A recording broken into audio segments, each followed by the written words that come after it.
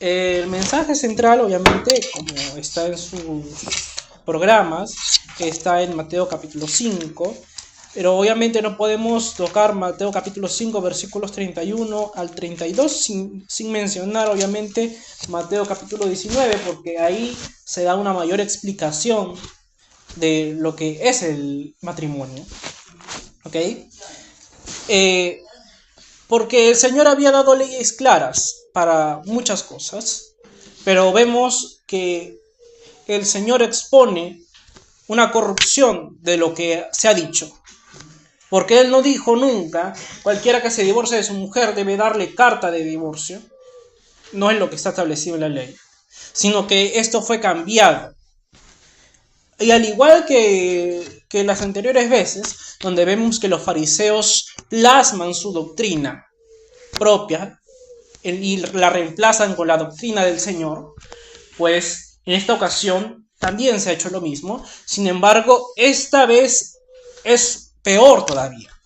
Pero no por el hecho de que sea justificable pensar que enojarse contra su hermano está bien y no es pecado, o mirar de forma lasciva a una mujer no es adulterio, eso obviamente enseñar eso no está bien, pero en estos casos es aún peor porque no solo se debilita la ley, sino que también se enseña a pecar. Así también actualmente hay posturas que enseñan que no se puede divorciarse en ningún caso. Tiene que esperar a que la persona muera para recién casarse con otra, lo cual tampoco está establecido por el Señor y no está acorde a lo que la ley de Dios en el Antiguo Testamento ni en el Nuevo Testamento se había dicho.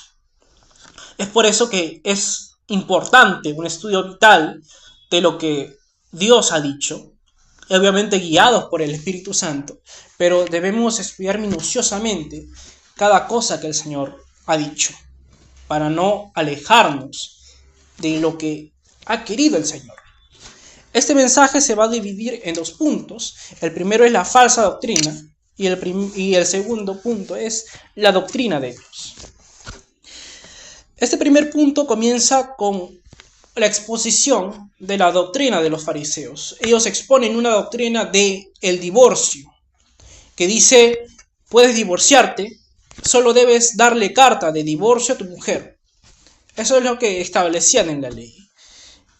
Pero esta doctrina rebajaba al matrimonio a simplemente un contrato que tiene fecha de caducidad únicamente cuando el varón quiera.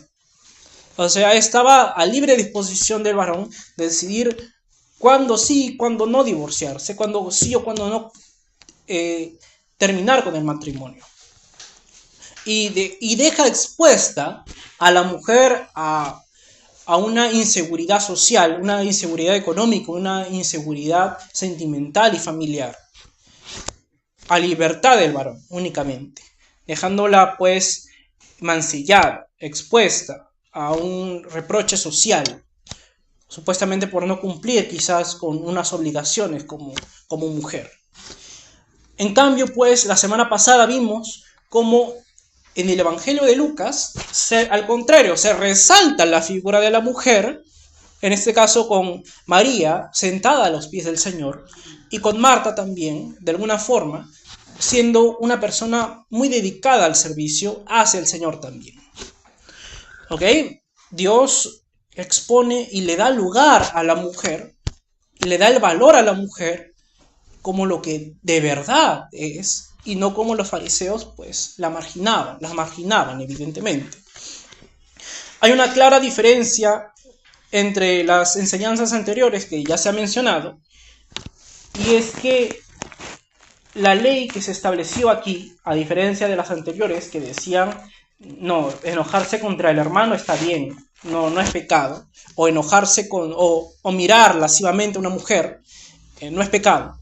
Aquí deliberadamente la ley ordenaba pecar, la ley ordenaba divorciarse de la mujer, lo cual va en contra de lo establecido con el Señor, por el Señor.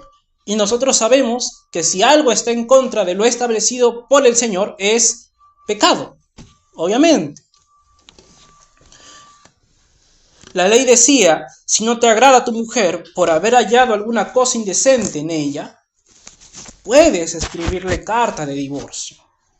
Los judíos decían, si no te agrada tu mujer, dale carta de divorcio. Prácticamente lo ordenaban.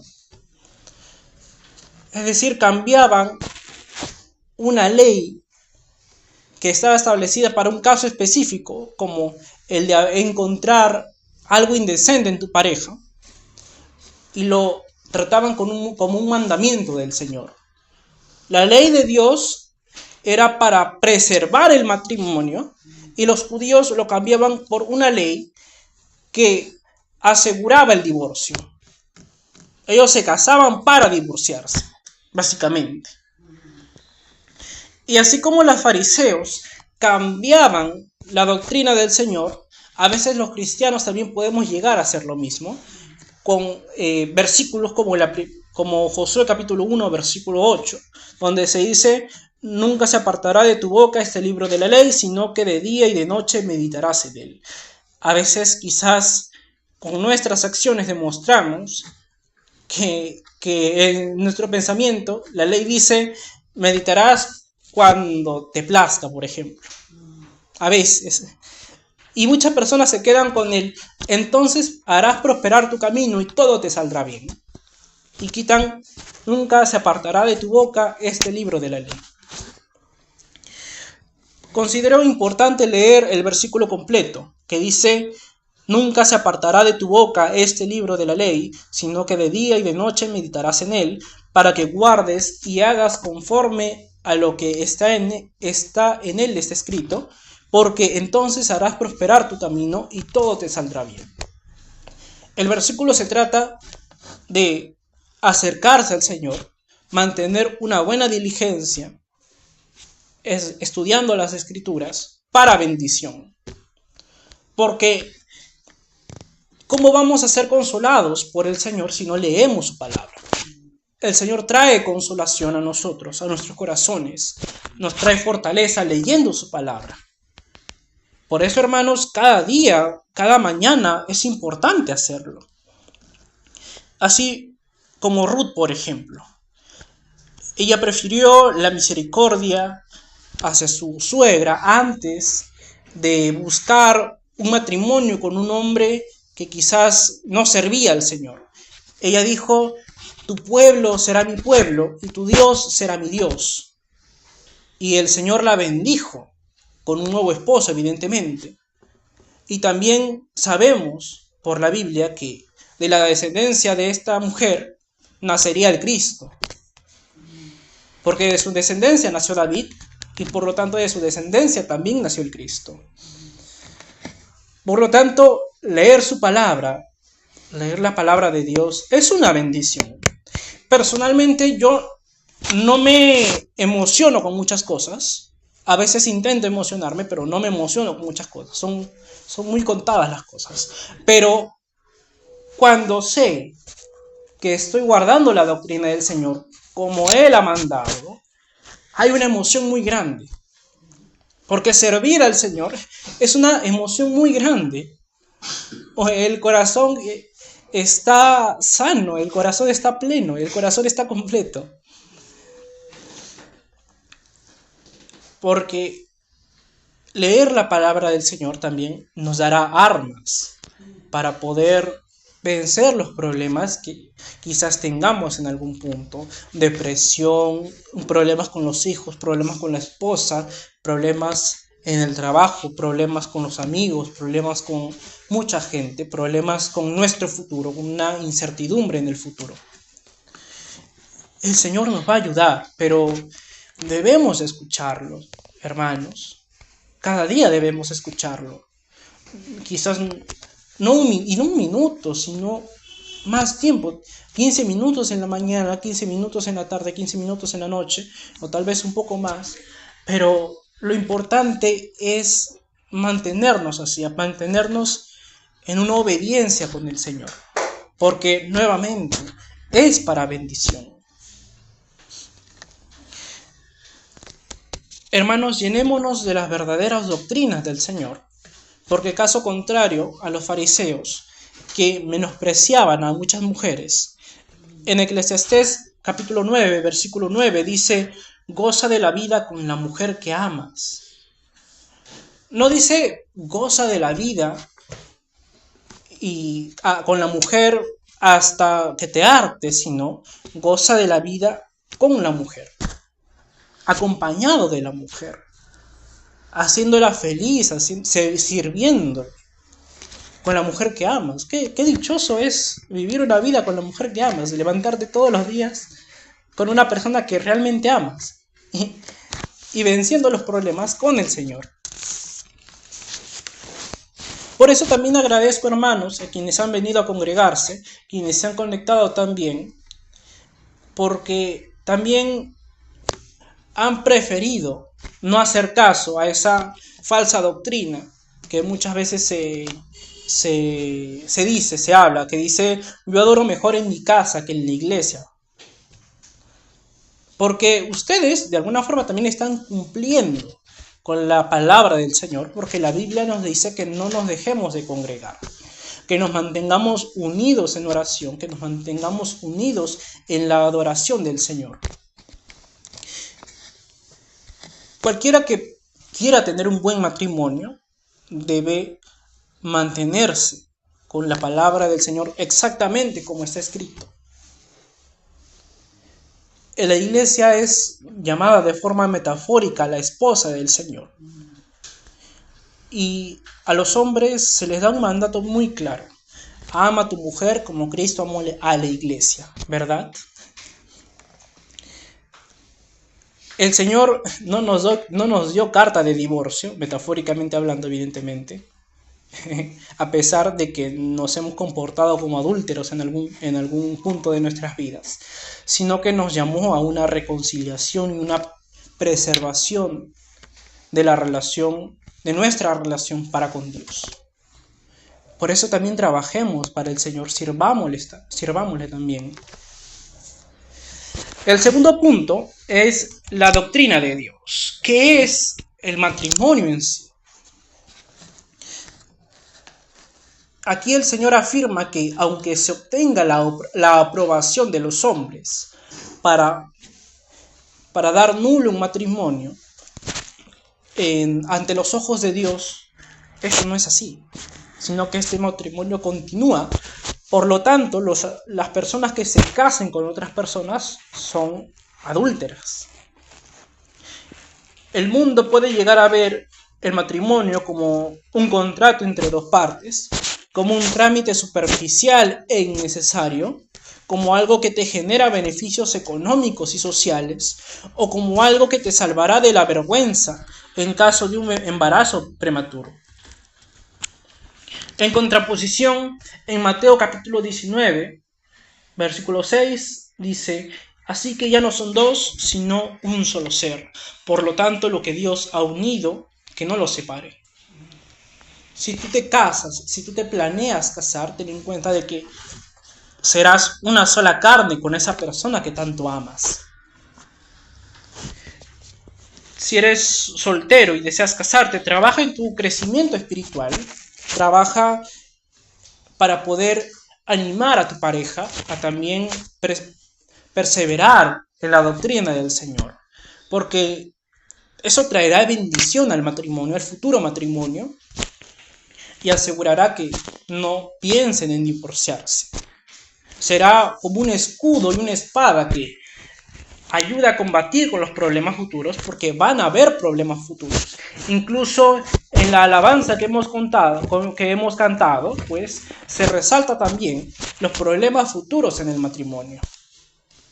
Por lo tanto, cosechemos desde ahora, los que son solteros, un futuro para el matrimonio.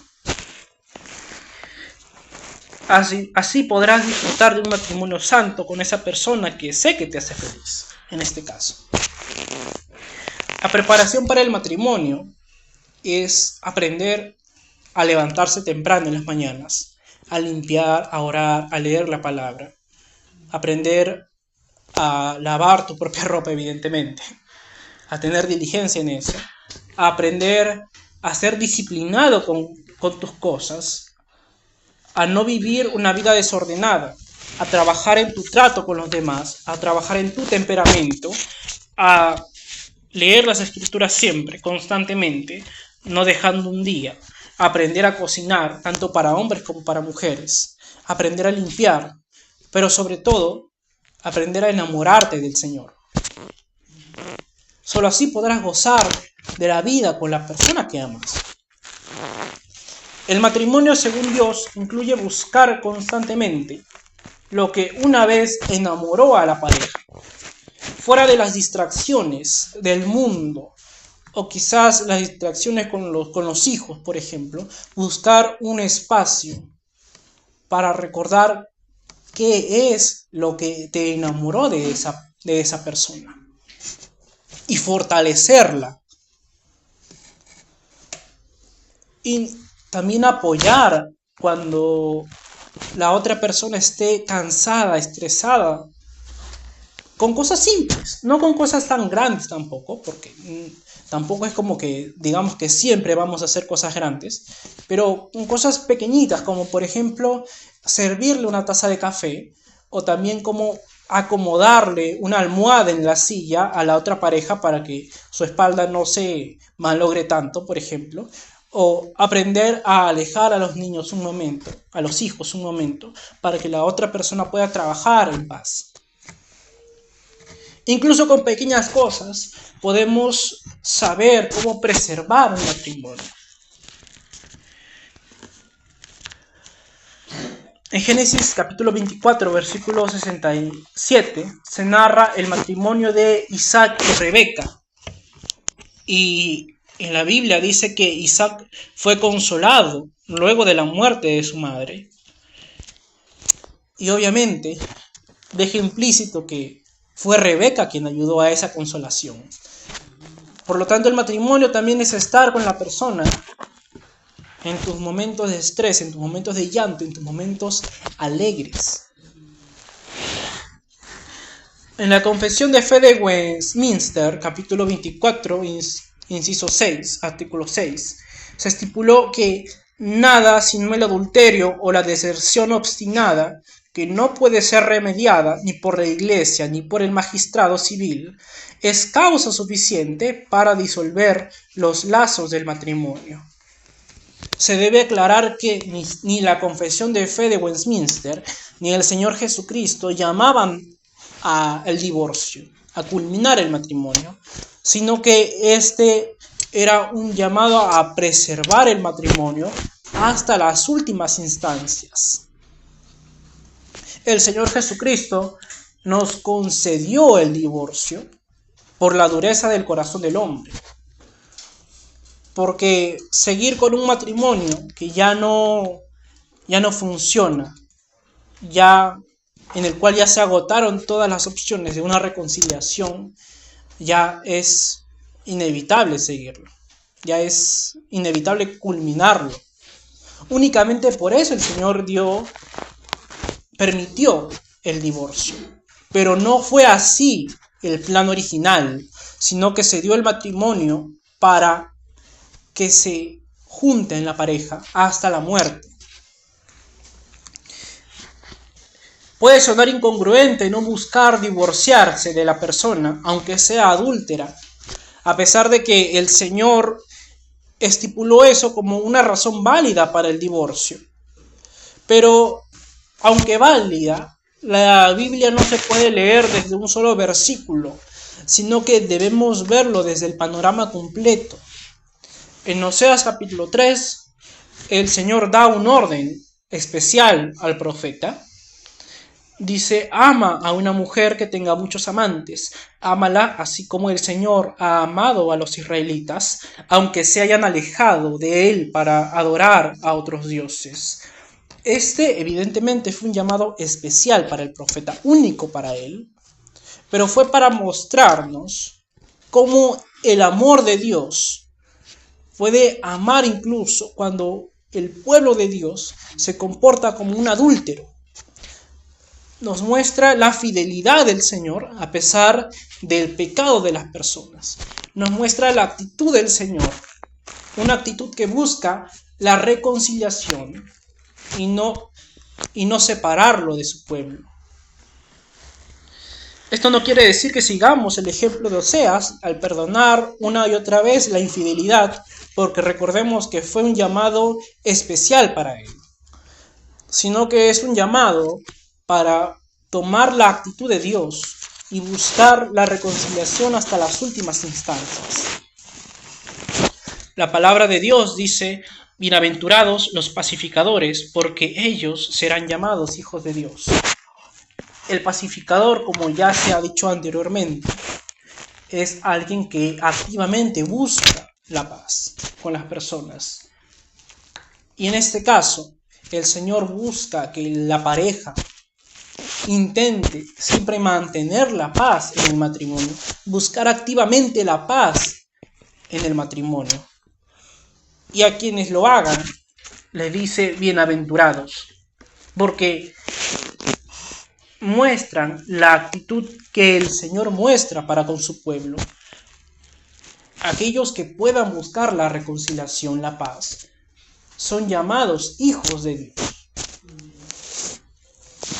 Este no es un llamado de atención para las personas que se han divorciado, por si acaso, sino que es un llamado a una mayor comprensión del significado del matrimonio y una relación para con Dios. Si la iglesia es la esposa del Señor y éste siempre está buscando la forma de darnos la oportunidad de redimirnos, de que Él nos redima, de mantener una comunión con nosotros, de que nos mantengamos juntos, unidos, a pesar del conflicto, pues nos llama a querer tener un matrimonio así, un matrimonio donde busquemos la paz con el esposo y con el Señor, porque una cosa no puede estar separada de la otra. Debemos buscar primero la paz con el Señor y así podemos buscar la paz para con el esposo. Como conclusión, vamos a tener que luchar arduamente para mantener un matrimonio, tanto para los jóvenes como para los que ya están casados. Es un llamado a buscar desde en este momento un matrimonio hasta la muerte, un matrimonio que dure para toda esta vida. Culminar con el matrimonio no es algo deseable, puede llegar a darse, evidentemente, pero no es algo que como cristianos debamos buscar. La promesa dada ante el Señor es de amar a la pareja hasta la muerte, porque recordemos que en el Génesis el Señor le dijo al hombre: haré una persona acorde a ti, una persona idónea para ti, una compañía idónea para ti. Aprovechemos a esa compañía idónea que el Señor nos ha hecho, nos ha regalado. Como cristianos, es algo bueno que busquemos el matrimonio, pero buscar el matrimonio es trabajar desde ahora para el matrimonio, con nuestras actitudes, arreglando ciertas cosas que quizás estamos en desorden. Nuestro cuarto, nuestras vidas, nuestro espíritu, nuestra casa. Porque como tratamos a las demás personas, como tratamos a nuestra casa, también se va a ver cómo vamos a vivir la vida en matrimonio. Algunos pueden llegar a escoger parejas por cómo los hagan sentir, pero recordemos que el corazón es engañoso.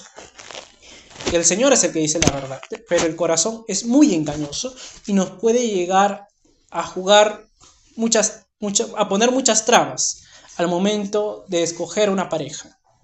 Confiemos más bien en la promesa del Señor, que dice que Él nos dará una compañía idónea para poder compartirla hasta la muerte. Hermanos, vamos a orar por este mensaje. Amado Dios, danos a cada uno el deseo de contraer matrimonio también, para buscar a esa pareja idónea que solo tú nos puedes dar. Si en caso no nos llegásemos a casar, pues también gloria a ti, Señor, porque nos has escogido para eso. Pero ayúdanos a guardar la palabra, a guardar tu palabra, para poder crecer, para no mantenernos como niños, como adolescentes, como pequeños cristianos, sino para crecer y crecer maduros como un verdadero hombre y una verdadera mujer, Señor, que está lista, que está preparada para el matrimonio. Señor, ayúdanos a mantener la comunión contigo y con quizás esa pareja que en este momento tenemos o en este momento pensamos tener. Ayúdanos, Señor, siempre a buscar el matrimonio y no el divorcio. Ayuda a que nuestros sentimientos, nuestros pensamientos no nos jueguen en contra, no nos hagan desear algo que no está a favor tuyo, Señor. Porque nuestro corazón nos engaña siempre, nos hace confiar en nuestros sentimientos, pero tú, Señor, nos llamas a confiar en tu palabra, porque tú eres fiel y justo. Nunca has mentido a nadie y por eso confiamos en ti, Señor. Ayúdanos a siempre mantener una buena relación contigo como iglesia, unidos, congregándonos presencialmente, si no podemos virtualmente, obviamente, pero preferentemente en persona, a cada uno, porque unidos somos capaces de guardar tu palabra, Señor. Porque podemos corregirnos unos a otros cuando nos equivoquemos, cuando pensemos algo que no esté acorde a ti, porque a todos nos pasa, Señor. Ayúdanos a que como iglesia nos amemos unos a otros, porque somos tu esposa, Señor. Ayúdanos con nuestra comunión contigo, Señor. Ayúdanos a preparar nuestra vida para servirte, tanto solteros como en un matrimonio para toda esta vida, Señor. En el nombre de Cristo oramos. Amén.